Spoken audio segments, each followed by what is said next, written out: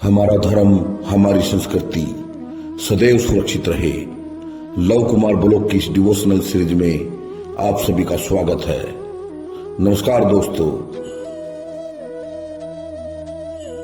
आज की इस वीडियो में हम जब कटरा से माता वैष्णो देवी के धाम तक की यात्रा करते हैं तो रास्ते में जो पड़ाव पड़ते हैं हम उनके बारे में चर्चा करेंगे। लेकिन उस चर्चा करने से पहले हम एक बार उस परम ममतामयी शक्तिमान माता वैष्णवी से प्रार्थना करते हैं कि हे माँ वैष्णवी, आपके दरबार में जो भी भक्त यात्रा करने के लिए आते हैं, जो भी अपने घर पर बैठकर आपका ध्यान करते हैं, सभी की मनोकामनाओं को पूर्ण करे माँ। यदि आप माता वैष्णो देवी की यात्रा पर, माता के धाम पर जाना चाहते हैं तो इसके लिए आपको सबसे पहले कटरा जाना होगा। कटरा जाने के लिए आप ट्रेन से भी, वायु मार्ग से भी और बसों के द्वारा भी आप कटरा जा सकते हैं। कटरा से अर्धकुंवारी तक अब दो रास्ते जाते हैं। एक रास्ता ताराकोट से होते हुए जाता है तथा दूसरा रास्ता बाणगंगा से होते हुए माता के धाम तक जाता है। इस वीडियो में हम आपको बाणगंगा चेक पोस्ट वाला रास्ता बताएंगे। जब आप बाणगंगा चेक पोस्ट को पार कर लेते हैं और माता भवानी के दरबार तक की यात्रा शुरू कर देते हैं तो सबसे पहला पड़ाव बाणगंगा आता है। धर्म ग्रंथों के अनुसार ऐसी मान्यता है कि जब बजरंगबली जी मां भवानी के साथ त्रिकुटा पर्वत पर जा रहे हैं तब रास्ते में बजरंगबली को प्यास लगती है और वो मां वैष्णवी से गंगा जल पीने की इच्छा प्रकट करते हैं। तब माता वैष्णवी बाण मार के जल की धारा को प्रकट कर देती है, जिसे बाणगंगा के नाम से जाना जाता है। बाणगंगा में नहाने का एक पौराणिक महत्व है। ऐसा कहा जाता है कि माता भवानी ने बाणगंगा में अपने केशों को धोआ था, इसलिए बाणगंगा को बालगंगा भी कहा जाता है। बाणगंगा के दर्शन करने के पश्चात श्रद्धालु माता के भवन तक की यात्रा दोबारा से शुरू कर देते हैं और लगभग 200 से 250 मीटर की दूरी तय करने के पश्चात चरण पादुका मंदिर आ जाता है।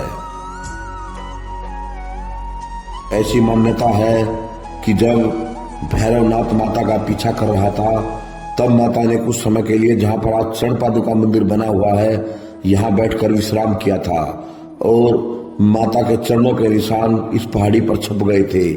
इसलिए कालांतर में यहां पर एक मंदिर बनाया गया जिसे चरण पादुका के मंदिर के नाम से जाना जाता है।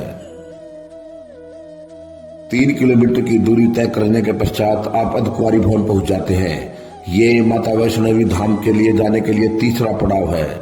और दोस्तों, अर्धकुंवारी भवन पर यात्रियों के और श्रद्धालुओं के ठहरने के लिए बड़ी सुंदर व्यवस्था की गई है। यहाँ पर यात्री निवास बनाया गया है। अर्धकुंवारी पर माता का गर्भजून मंदिर है।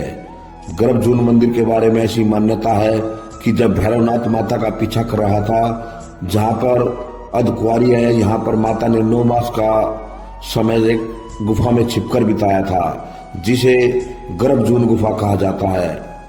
जैसे बच्चा 9 महीने तक अपनी माँ के गर्भ में रहता है और उसके बाद जन्म लेता है, वैसे ही माता ने इस गर्भजून गुफा में छिपकर साधना की थी और जब समय पूरा हुआ था तब भैरवनाथ का संहार करने के लिए माता गर्भजून गुफा से बाहर आई थी। अर्धकुंवारी से लगभग 1.5 किलोमीटर की दूरी तय करने के पश्चात आप हिमकोटी पहुंच जाते हैं। हिमकोटी पर यात्रियों के लिए खाने की व पेय की व्यवस्था की गई है और यहाँ पर डोसा पॉइंट बनाया गया है। यहाँ पर श्रद्धालु डोसा खाकर उसका आनंद ले सकते हैं। लगभग 2 किलोमीटर की दूरी तय करने के पश्चात आप भवन पर पहुंच जाते हैं। भवन माता वैष्णो देवी का धाम है और यहाँ पर एक गुफा बनी हुई है जिसमें माता पिंडी के रूप में विद्यमान है। जब आप भवन पर पहुंचकर माता वैष्णो देवी के दर्शन कर लेते हैं तब लगभग 2 किलोमीटर की दूरी तय करने के पश्चात आप बाबा भैरवनाथ के मंदिर पर पहुंच जाते हैं। धर्म ग्रंथों के अनुसार ऐसी मान्यता है कि जब माता ने बाबा भैरवनाथ का संहार किया था तब भैरवनाथ के कटे हुए मुख से मां शब्द निकला था। तब माता बाबा भैरवनाथ से प्रसन्न हो गई थी और उन्होंने बाबा भैरवनाथ को वरदान दिया था कि जो भी मेरी यात्रा पर आएगा वह तेरे दर्शन करने के बाद ही उसकी यात्रा संपूर्ण होगी। श्राइन बोर्ड के द्वारा बाबा भैरवनाथ के मंदिर पर जाने के लिए रोपवे की व्यवस्था कर दी गई है। जो श्रद्धालु बाबा भैरवनाथ की यात्रा पर जाने में दिक्कत महसूस करते हैं वह रोपवे के द्वारा बाबा भैरवनाथ के मंदिर पर जा सकते हैं।